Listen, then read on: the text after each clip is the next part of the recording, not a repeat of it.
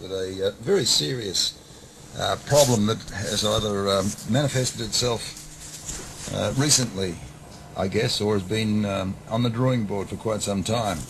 It may affect everybody that has a pet or more than one. So I'm going to open with this little song that I wrote and recorded quite some time ago. And I know that if my dog called Down Boy was to be involved in this, and they used him as a benchmark, they'd close down every dog that looked like him. This is a crazy song, but it's a very serious problem of which we speak in just a second. Now in this day and age of taking drugs and ripping people off to get more, we've got to put bars on our windows and deadlocks on our doors. You can't feel safe in your house these days because times have changed, you see. People are gone from bad to worse. They're not like they used to be. Some burglars broke into my house the other day and helped them bloody sell. They ripped off everything I had. Even the food went off my shelf. And now I got a dog called Down Boy. He's a burglar alarm that bites. So if they come sneaking around after dark, they're in for a hell of a fright. Down Boy, he's a blue heeler who just loves the taste of blood. My mate said he found him in Queensland fighting crocodiles in the mud. Now he's me judge and jury, dishes out justice on the spot. And the spot he likes best is a seat of their pants, and he'll show the world what they got.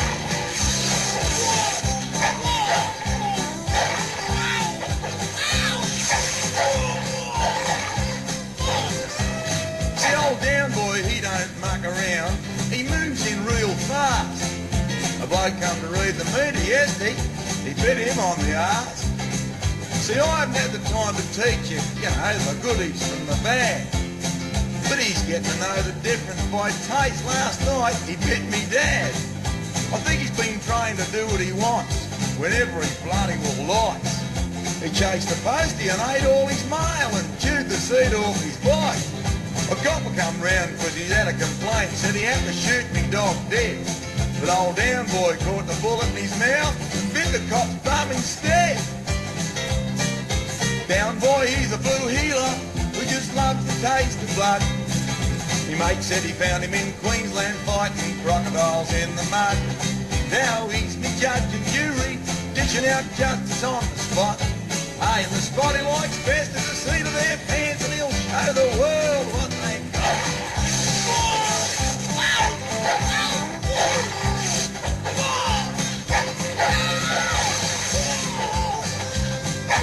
Bloke next door says put him on a chain, but he chews through a chain in 5 minutes. I told him Down Boy wouldn't have pooped on his lawn. There's no buttons and clothing in it. I come home from work about a week ago and found a burglar up a tree in my yard. Old Down Boy was chewing through the tree like a beaver, and that beef was going to hit the ground hard. But Down Boy moved with a speed of greased lightning was there for the burglar to land on. He yelled, call off your dog or I'll sue you. He wouldn't have had a leg to stand on. So if you're a burglar and you're thinking of coming to my place, uninvited, well, be my guest and come round for lunch. Down Boy would be delighted. Down Boy, he's a blue heeler who just loves the taste of blood. My mate said he found him in Queensland fighting crocodiles in the mud. Now he's me judge and jury, dishing out justice on the spot. Hey, and the spot he likes best is the seat of their pants, and he'll show the world what they've got. Down Boy, he's a blue heeler who just loves the taste of blood. Yeah, my mate said he found him in Queensland fighting crocodiles in the mud. Yeah, well, he's me judge and jury now, dishes out justice on the spot. And the spot he likes best is the seat of their pants, and he'll show the world what they've got.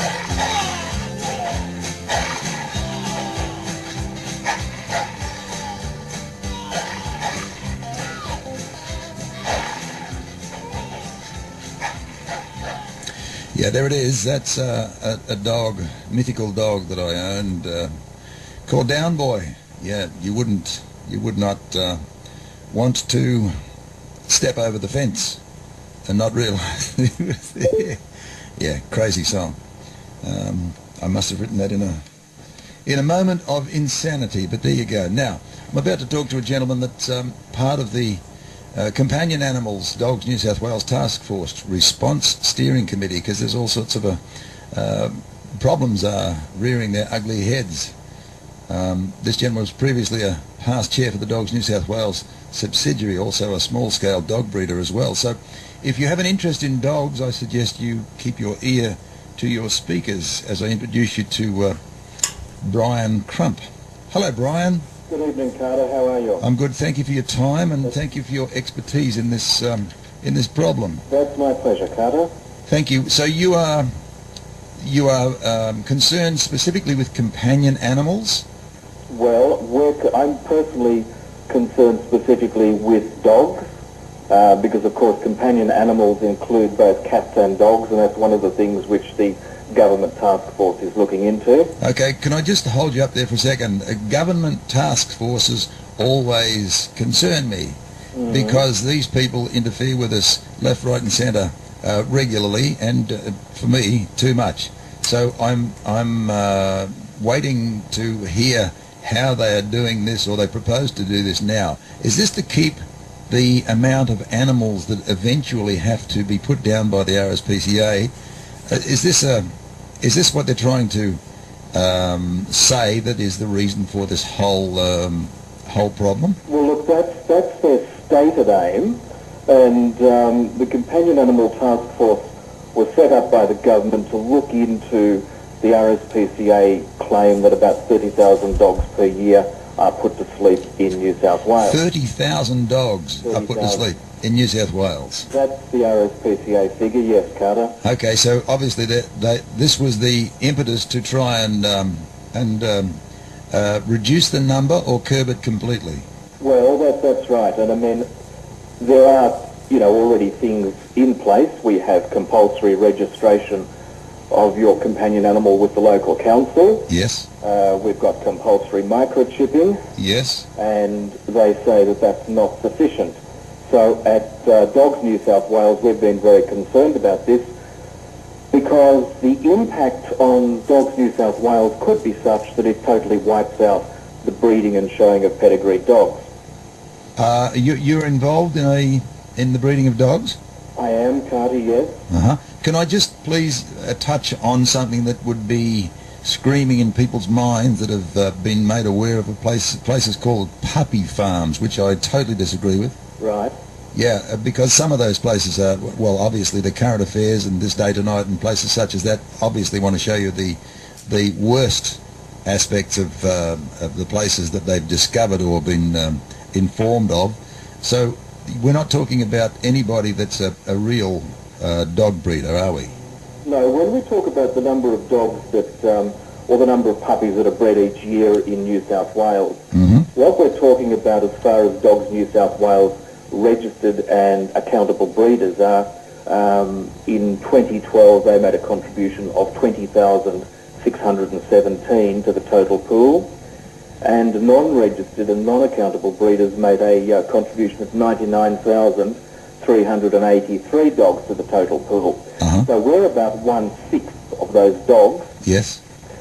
And yet the Companion Animal Task Force would like to apply to all dogs, including the pedigreed dogs, a very, very stringent or very strict regime of licensing. Sorry, Brian. Aren't we already licensed, as you mentioned before, and microchipped? Well, we are. And the ordinary owner of a companion animal, that is the ordinary owner of a pet dog, has to microchip its dog and it has to register it with the local council. Now, if you're a Dogs New South Wales member, we've got an annual breeder's licensing, well, an annual membership fee for being a member of Dogs New South Wales. And if you want to join Dogs New South Wales and have an individual breeder's license, you have to pay $110 per individual or $142 for a couple, with concessions for pensioners and junior members. Okay, hold it. So you mean when you say a couple, that's husband and wife? That's right, or a couple who are, joining together. I see what you mean. I'm sorry. Their dog. Yeah, I thought it might have been dogs, a couple of dogs. No, a couple of people. Okay, thank you. Dogs New South Wales members already abide by a code of ethics, and that code of ethics includes microchipping all dogs before they can be registered with Dogs New South Wales. We have to provide pedigree papers to new owners. We have to provide continued support to puppy buyers. And we're restricted by a code of ethics which says we don't breed a litter from a bitch more than twice in 18 months and not more than twice in 2 years without the written permission of a vet certifying that the bitch is fit to carry and well preferred litter. Yeah. Now, we believe that our contribution to the total dog pool in New South Wales is very low. It's 1/6 of the number of puppies born each year. Mm-hmm. But what we're looking at now is the recommendation that there be another tier of licensing with the license to breed somewhere between $300 and $500 a year. Mm-hmm. The Animal Welfare League recommends that this be a self-funding process. Therefore, you'd be paying that each year that you bred a litter, and for each dog, they're talking about a license fee of between $300 and $500. Hang on a second, hang on. This is before you've sold them. That's before you've sold them, that's once someone's bought them. So what we see is going to happen there is there's going to be a higher annual dumping rate of dogs. So it's counterproductive. Yeah, okay. Can I touch on at this particular time exactly what sort of a dog breeder, what breed of dog do you breed? I've got German Spitz. Okay, they're not a big dog, are they? No, they're small. Uh-huh. Small, compact, fluffy. Okay, so you're going to... so what normally, and I don't want to know your business, but I'm saying these are specialised breeds. These are show dogs? They're show dogs, Carter, yes. All of them are show dogs? Yes. So you're talking about all of the folk that you are involved with are show breeders? That's correct. Okay, so that's an entirely different kettle of fish than your normal breeds of dogs that would be probably finish up. If people are buying show dogs, they're going to love these dogs to death, and I mean that till the day they die. They become part of the family. I guess there's some real evidence for that. I had a look at the Animal Welfare League's website for the dogs they're trying to rehome at the moment, and the same for the RSPCA for their Yaguna shelter, and 99% of them are mixed breed dogs. Now, there's nothing wrong with mixed breed dogs, but what it points out is that Dogs New South Wales dogs are not the ones that end up in the shelters under these, going by the website today from the Animal Welfare League and the RSPCA. Yeah, and most of them, I would imagine, and I'm just a lay person searching for the answer in my head, and I would imagine that a lot of the couplings of the dogs that make crossbreeds are not organised mating systems. These are things that happen where they shouldn't. Well, they happen when they shouldn't. Also, they happen when families say, won't it be cute for the kids to have a litter of puppies? Yeah. And they don't take the next step of thinking, well, after 8 weeks, what do we do with them? You've got to Who's feed going to them. house them? Who's going to feed them? Yeah, exactly. And so they end up in the pound, or they end up at one of the RSPCA shelters. Okay. So what you're saying is that they're scooping you up in the whole net of animals and the treatment of and the necessity for a total and tight control. So they're trying to, I guess, break down the amount of dogs born, and you as a breeder, they know that you're going to be doing that because that's what you do. Well, that's right. I mean, it's a hobby. It's not a business. You don't make money out of it. You lose money. Okay, I can understand that. And you do it because of the love of the breed. Well, that's right, because what you're doing when you're, showing a dog, you're trying to show that you have bred a very successful dog that is healthy, fit, true.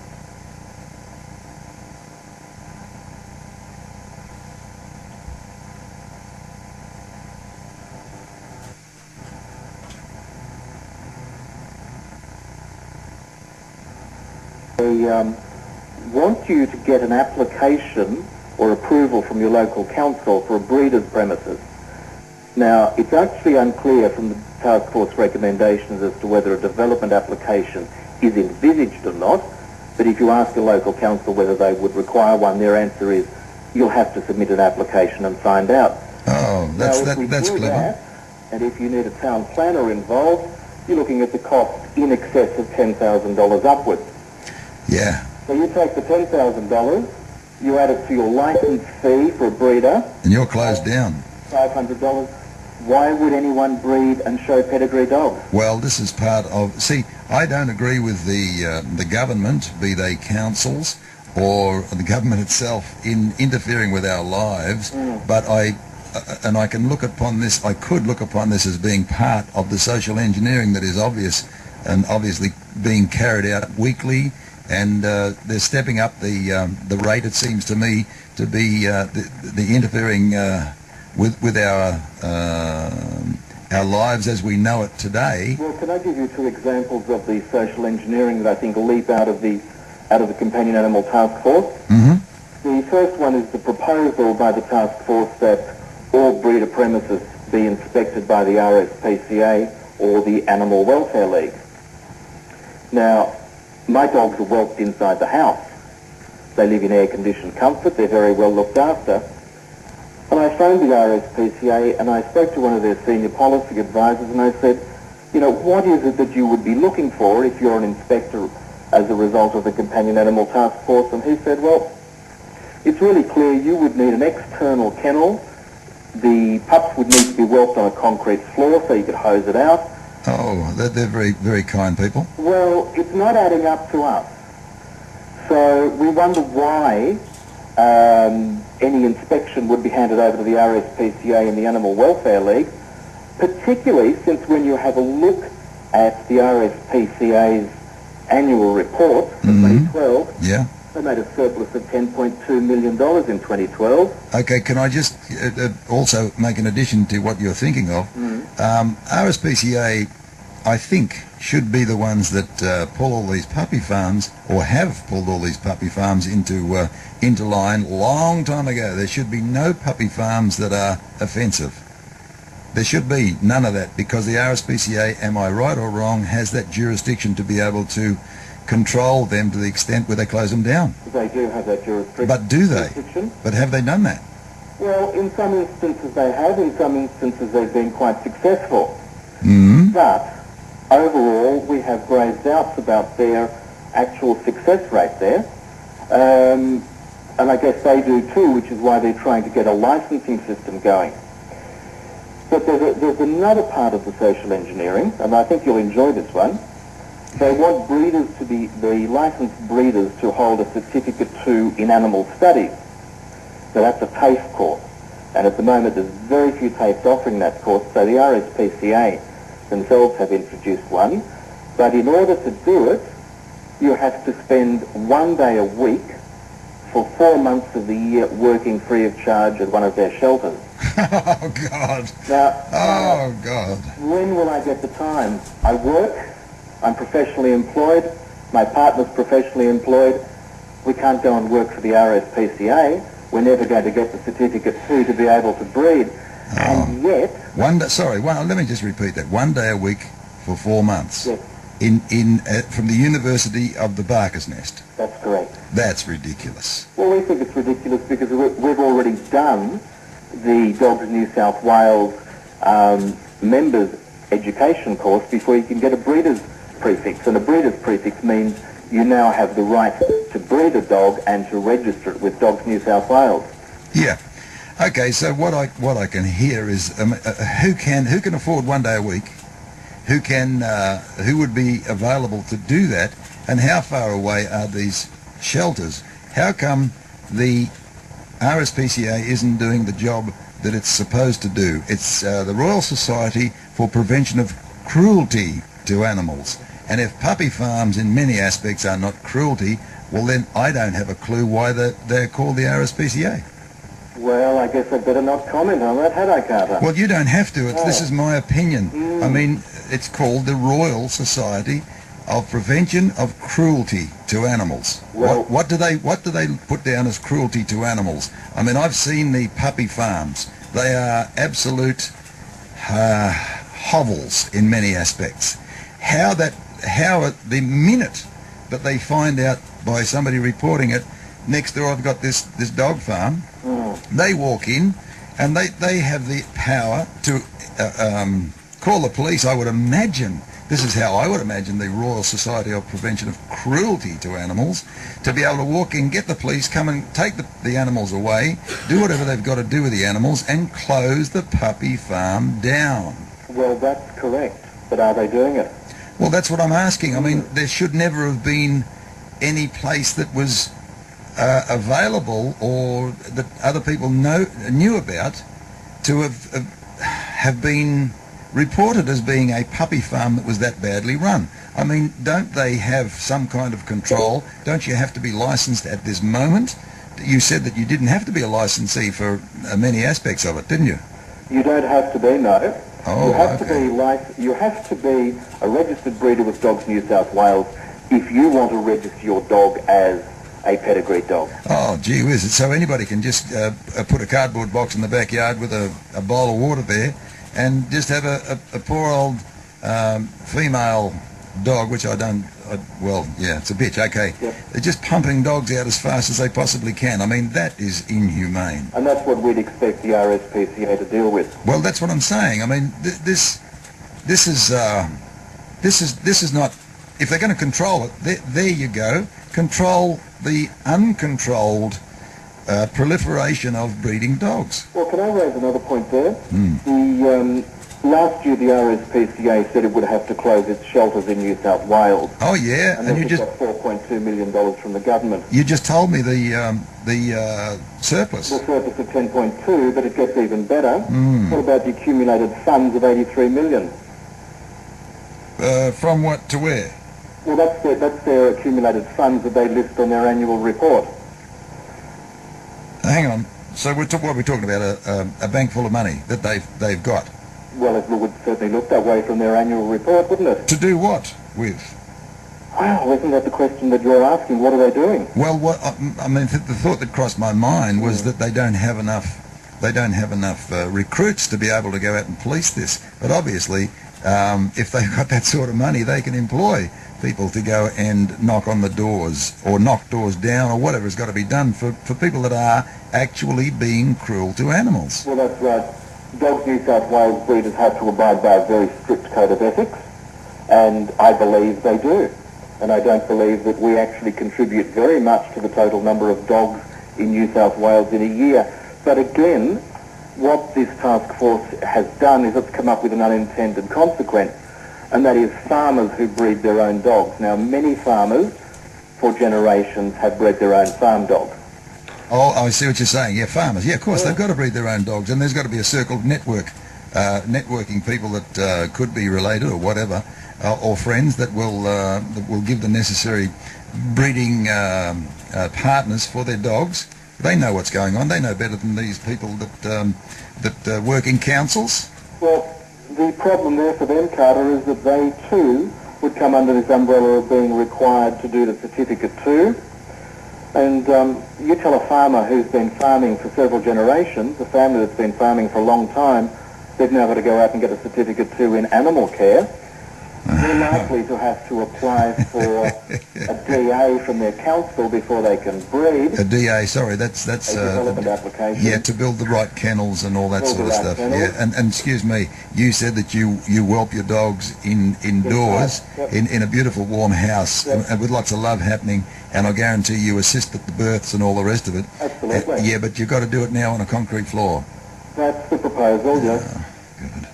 Brian, I don't have any answers. I still have questions. Well, we have many questions, and our question is why, when we asked to be exempted from this new licensing regime, we were told very, very clearly by the Companion Animal Task Force, no exemptions, and yet the greyhound industry is exempt.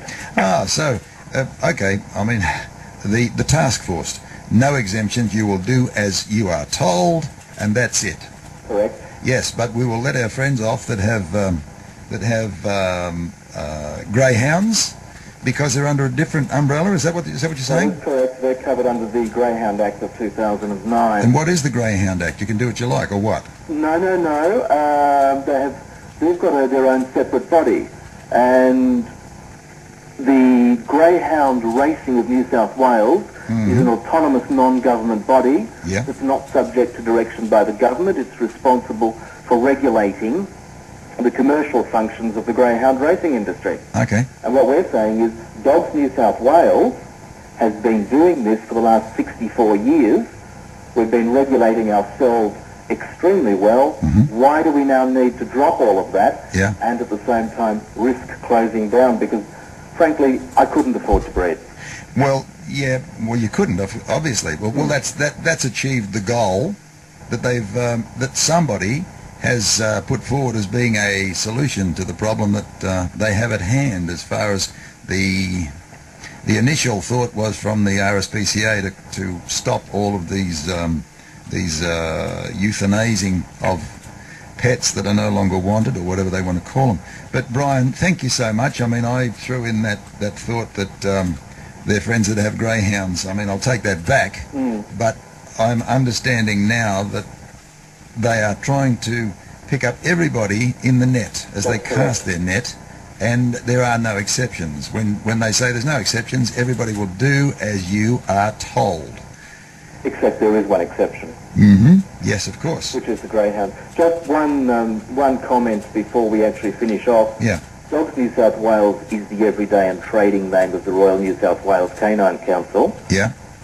Which obviously don't have enough a wallop to be able to stand up and say, no, this is not going to happen. Well, we don't have the finances because we're a hobby group. So? But we are members of the ANKC, the Australian National Canine Control. Yeah. Which is members of the Federation, you'll have to excuse my pronunciation, Cynologique Internationale, which is the FCI, that's the International Kennel Club, if you'd like to call it that. 87 member countries, its own code of ethics. Yeah. Very, very strict code of ethics. I think Dogs New South Wales has got a long history of doing the right thing, and yet suddenly we're being told, no, you're going to do things differently, and you're going to pay a lot of money to do it. Yeah, you're going to close down because you can't afford to pay that money. That's right. But can I ask you, Righto, if they're going to treat you like criminals, or I'm just using that as an analogy, what is your track record for doing the wrong thing over those period of years? Okay. I used to be the chair of Dogs New South Wales Judicial Committee. What we did is we took every complaint and we investigated it very thoroughly. Yeah. So if someone sold a puppy which was not fit, or if someone was accused of being a puppy farmer, and that is selling puppies without microchipping them, without registering them, we investigated. Yeah. And where necessary, we closed people down. You've already done that. We've done that. So they don't need to do it for you.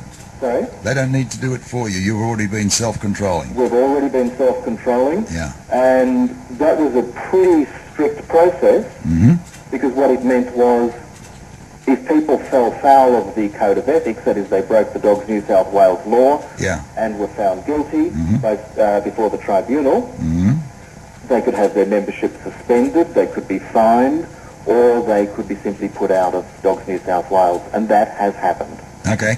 I understand what you're saying. I look at these controls. See, for me, if I can just expand this whole thing, for many years, I would look at racehorses being flogged around a track, flogged with a whip.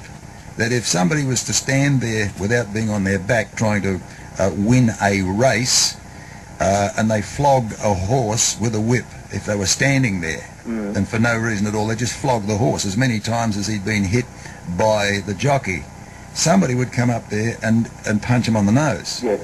And for me, I couldn't see the difference in the pain inflicted on a racehorse than the pain inflicted on the same racehorse or any animal by some fool that wanted to just inflict that sort of pain. But legally, they can do it while they're on their back. That's correct.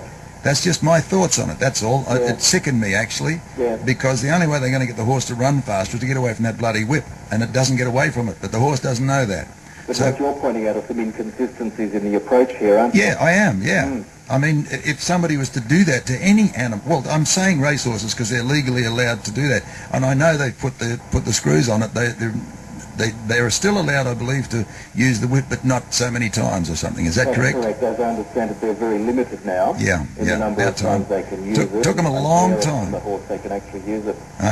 Brian, thank you for your time on the radio. It's just that I'm trying to work all this thing out in my mind, and the fact that greyhounds have an entirely different system under which they are required to work.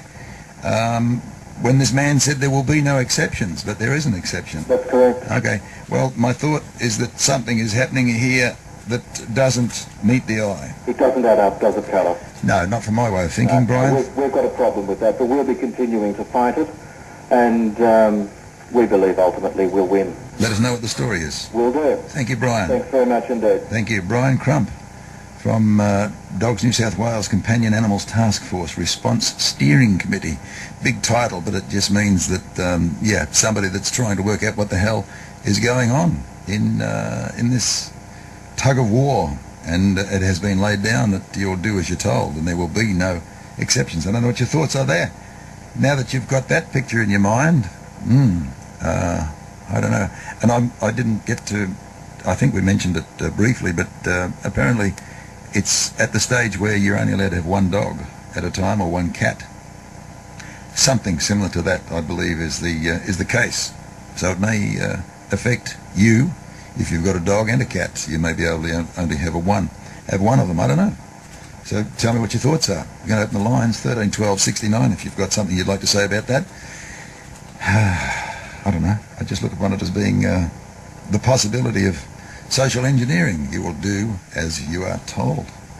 Did you hear the gold man this morning? A lot of calls about this rebate, the electricity rebate. Families missing out on it. People are claiming. Energy Minister Chris Hartcher joins us. Not keeping it a secret, are you? No, it's nothing secret about it. We've been advertising. There are ads in last weekend's paper. And, of course, programs like yours are helping us publicise. The money's there. We want people to apply. This scheme is designed to help families. And that's for families who qualify under the Commonwealth's family tax rebate. Everyone's a wake up to Goldie. 5 a.m. weekdays on 2SM. Did you think that you were the only woman in the world with long feet? I did, until I found long-line shoes that sell sizes 10.5 to 14. There are Soft Spots, Hush Puppies, Amber Rossi from Italy, Novat and Diana Ferrari from Melbourne. I was truly spoilt for choice. And the shop is in the middle of Sydney. Longline Shoes is in Dimmick's Shopping Arcade on the 8th floor in George Street, open 10 to 5 daily and 10 to 4 Saturday.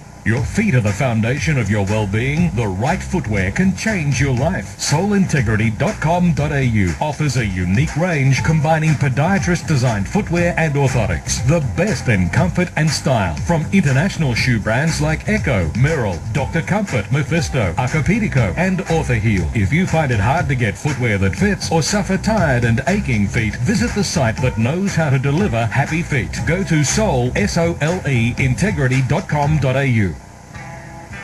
La Vista is Sydney's hottest Latin night spot at Petersham RSL every Friday night. The vibes begin from 9:30 and continue until 2 a.m. with the best DJs around.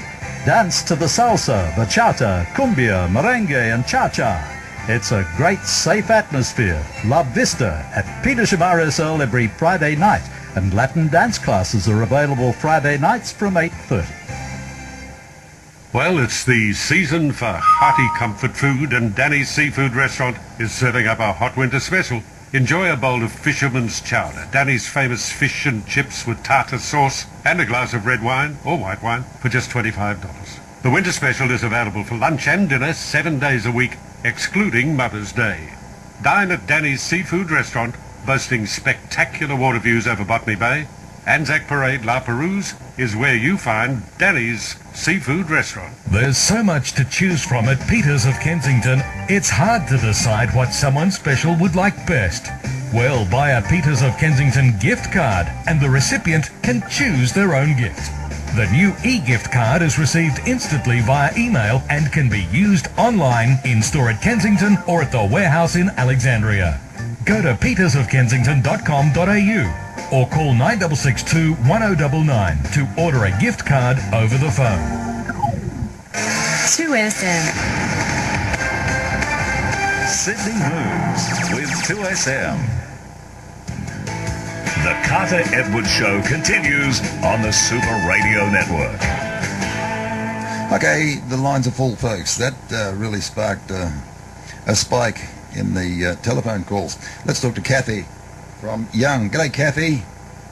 Hello, Hey, Kathy. Carter. How you Long doing? time listener, first time caller. Thank you.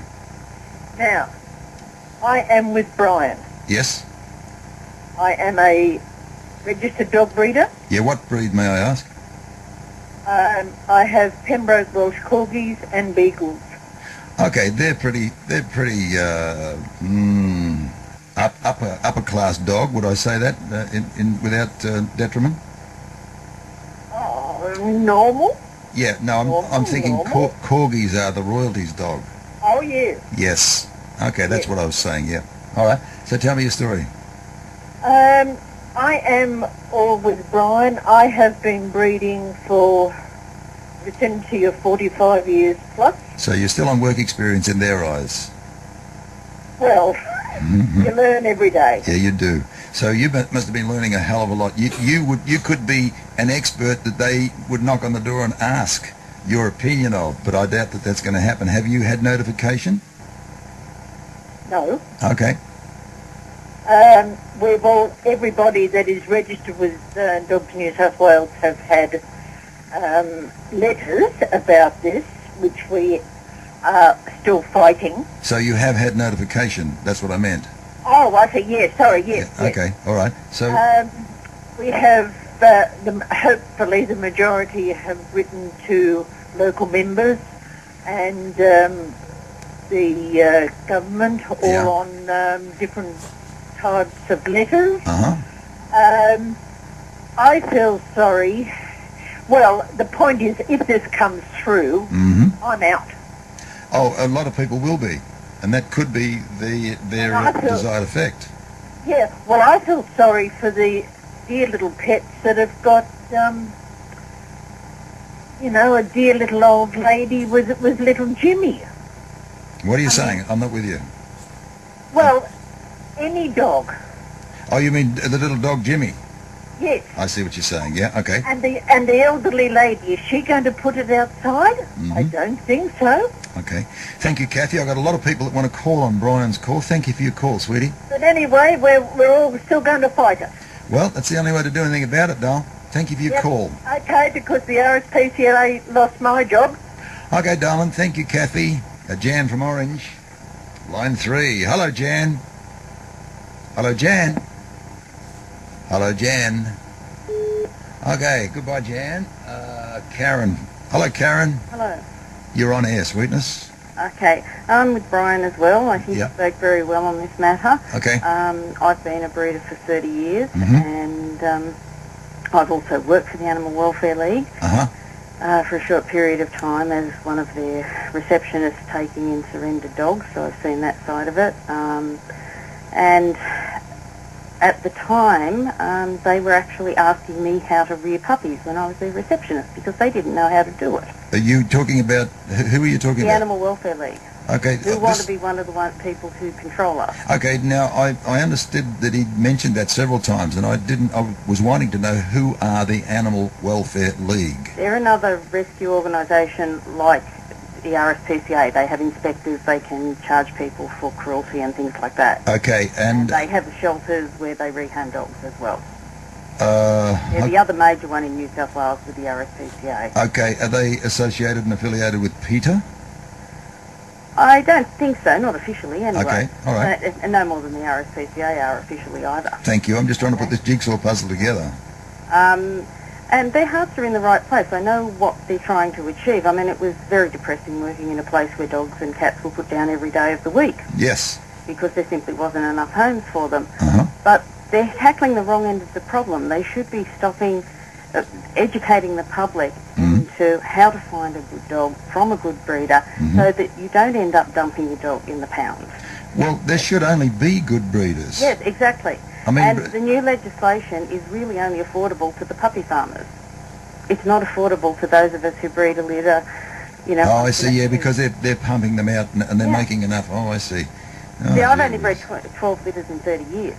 Yeah. And I've devoted 25 of those years to genetic research in my breed and to the development of a couple of DNA tests so that we've got healthier dogs. Well, thank you. Then they want to flog us with all this money. Yep, well... It just doesn't make any sense. Yeah, well, you're making a bit of sense to me. I'm trying to put this jigsaw puzzle together, as I just mentioned, and you've made it a little closer for me. And they, can I just mention with the Certificate 2 that the RSPCA want to teach us, they would have people teaching a Certificate 2 which doesn't necessarily even include anything on dog breeding, you know, because it's aimed at people running shelters and large commercial businesses. Yeah, I mean, 1 day a week for, what, 4 months? Yes. That's impossible. But they'd be trying to teach breeders who have been in the business 30 or 40 years. Well, that's clever, isn't it? And they may have never, ever bred a puppy. Yeah, well, yeah. So many times. Big frogs in little puddles. And the Dogs New South Wales have also put in an offer to run a pet dog breeders register. We're set up to do it. We've got all the know-how, we've got software, and if they want to register every pet dog breeder and make them pay the same as what we do to Dogs New South Wales, so that every puppy can be identified and tracked throughout its life, they have offered to do that, and that offer's been knocked back at this stage. Okay, thank you, Karen. All right. Appreciate your call. Thank you so much. There's also a website there you can go to if you'd like to, I think, give your opinion and make your feelings thought. I think the website is www.dogsnsw.org.au. You can download the task force info and have your say. That's it. www.dogsnsw.org.au.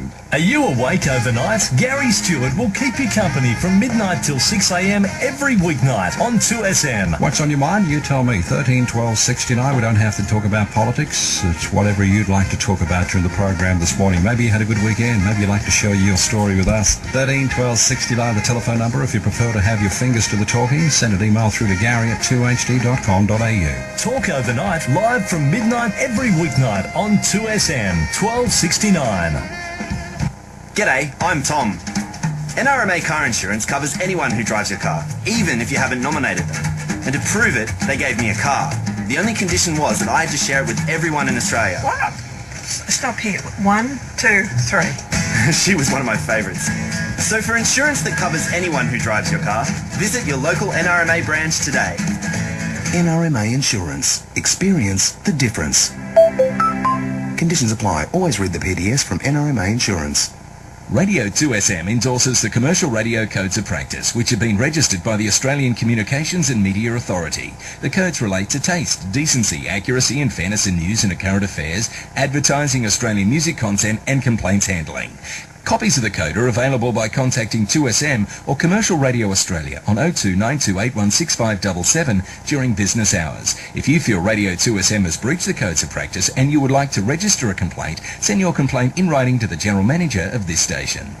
Max, when living in an apartment, what should I do when I have an urgent after-hours maintenance problem? I know of one strata company, BCS Strata Management, that offers 24-hour maintenance service to their clients. So if you're looking for a strata company to take the hassle out of your problems, look no further than BCS Strata Management. Phone 1300 184 608 or visit their website on www.bcssm.com.au. Opposite Patonga Wharf, next to the famous Patonga Fish and Chip Shop, is the new Patonga Beach Hotel, with a wide range of boutique beers, an extensive wine selection, and great outdoor beer garden with excellent steaks. That says it all. The Patonga Beach Hotel looks over Broken Bay. Try the seafood platter with the freshest seafood and lobsters direct from the hotel's own fishing trawler. The Patonga Beach Hotel is ideal for weddings, functions and parties. Phone 4379 1111. See you there. Wherever you are, whatever you're doing, get into the best racing and sports betting action with TatsBet. You can go online at tatsbet.com or call TatsBet on 13 19 39. And now, TatsBet has a free app download for smartphones, available at the iPhone App Store or Android market. So, whether you're betting on the races or taking a punt on your team, you can't beat TatsBet for more action, more places. Gamble responsibly. 2SM. It's the station that gets you going. Sydney moves with 2SM. Anything can happen, and usually does, with Carter Edwards. The Carter Edwards Show on the Super Radio Network. Yeah, you can give us a call on 13 12 69 if you like. I was hoping it was just a thought, that there was a possibility that we may be able to get through to the Mount Everest base camp, in the hope that I could talk to my brother-in-law, because he was sending and we were receiving text messages, but he's out of the range and has been. I was hoping that we may be able to bring it to you as a live situation. Even better than that was to be able to call him and talk to him, eh? But that's not going to happen. But I thought to myself, gee, that'd be great radio and an exciting experience. That's sorry, it's not going to happen. But I will certainly talk to him when he gets back. All right, let me just talk to Lucy about dogs. Hello, Lucy. Hello, Lucy. You have to you have to hang on when you call a radio station. I'm sorry, it doesn't happen exactly straight away. We've got to be able to organise it that way. Line 3 gone. But they're all impatient, are they? Yeah, they just want to get on straight away. Sorry, it can't happen that way, folks. Okay, I got Steve from Cowra. G'day, Steve. G'day, mate. G'day, mate. How you doing? Not bad. Yeah, good on you. Look, I won't keep you very long. I know you got people out there who want to call you up on different matters and that. But I just wanted to ask your opinion on something. This thing that you're talking about tonight has raised its situation similar. Yeah. You know, as young kids, we was in different community clubs around our townships and that. You mean youth clubs and police and citizens clubs? Yeah, that type of thing. And and then when we were left that club, we went into more of the senior ones, like the Lions, the Apex and the Rotaries and that type of thing. Yeah, the service clubs, I think where we are at the moment, and he was talking to that gentleman just a minute ago about the dogs and the animals that. Sure. I think, you know, when years ago we had conscription and national service, and we went, they put people in the military. Yeah. I was wondering why we can't have a national service of community emergencies, like clubs, where kids that leave school go into community clubs to help the welfare of animals or their community in that regard. What kind of emergencies are you talking about, specifically to do with animal welfare? Yeah, or animal welfare, or they could be trained for St. John's Ambulance, or they can go into the SES. What I'm hearing you say is that the compulsory involvement in some kind of a service club or SES. Yeah. Well, that sounds fantastic to me. It's on a par with the compulsory military service in Israel, for instance.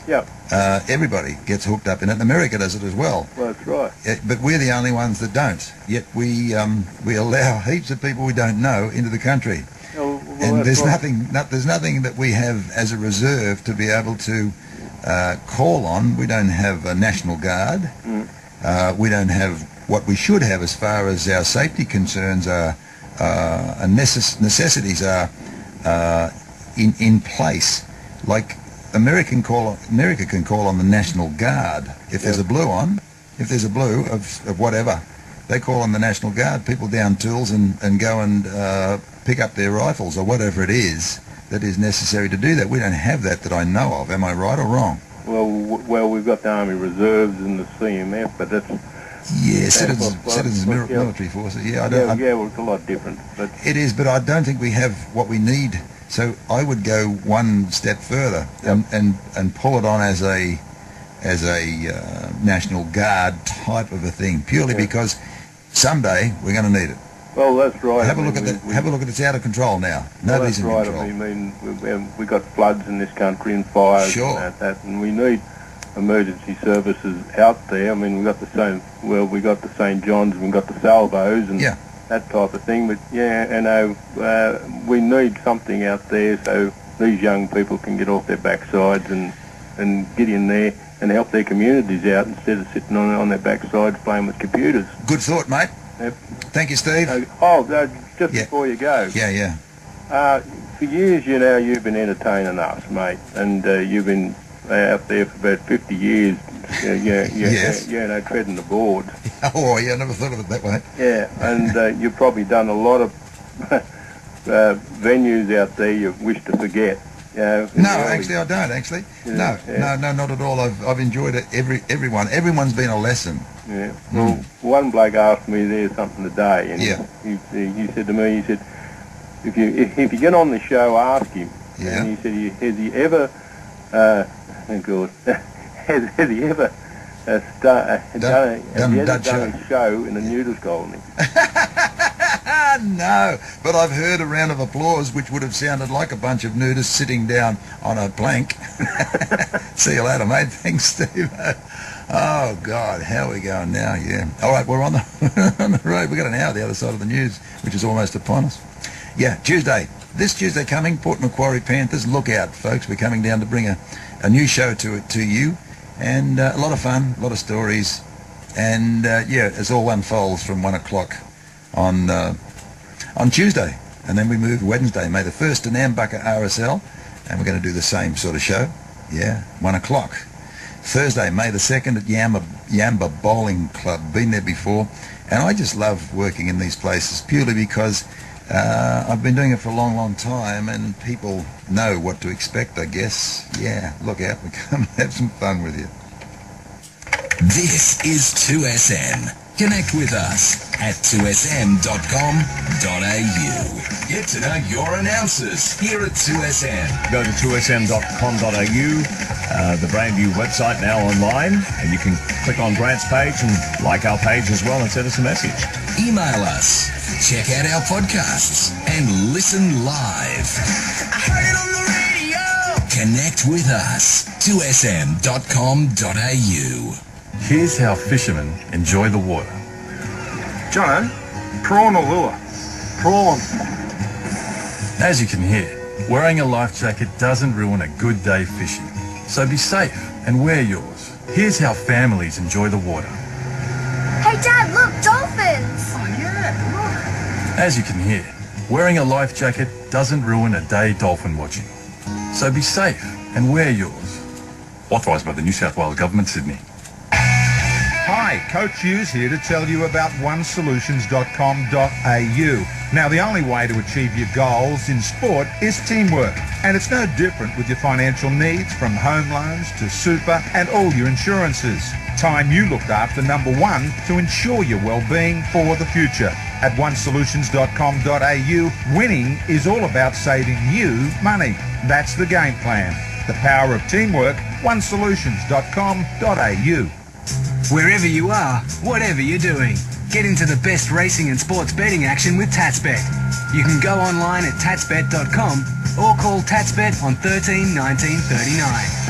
And now, TatsBet has a free app download for smartphones, available at the iPhone App Store or Android market. So, whether you're betting on the races or taking a punt on your team, you can't beat TatsBet for more action, more places. Gamble responsibly. From your RSL to your bowling club, thousands of local clubs across Australia are working hard to reduce problem gambling even further.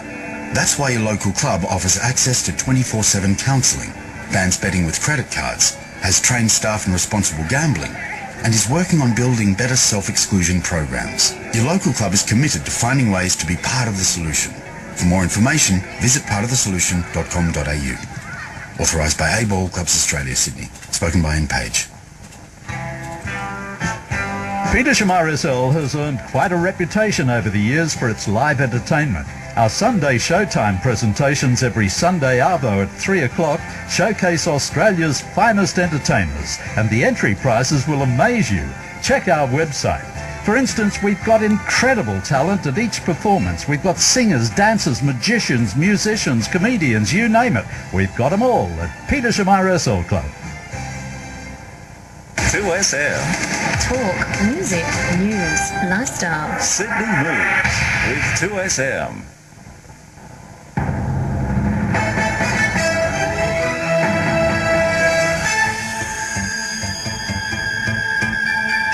Caitlin Barr.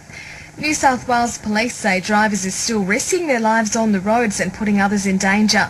There have been 143 major crashes across the state in just one day, where 46 people were injured. A 30-year-old motorcyclist has become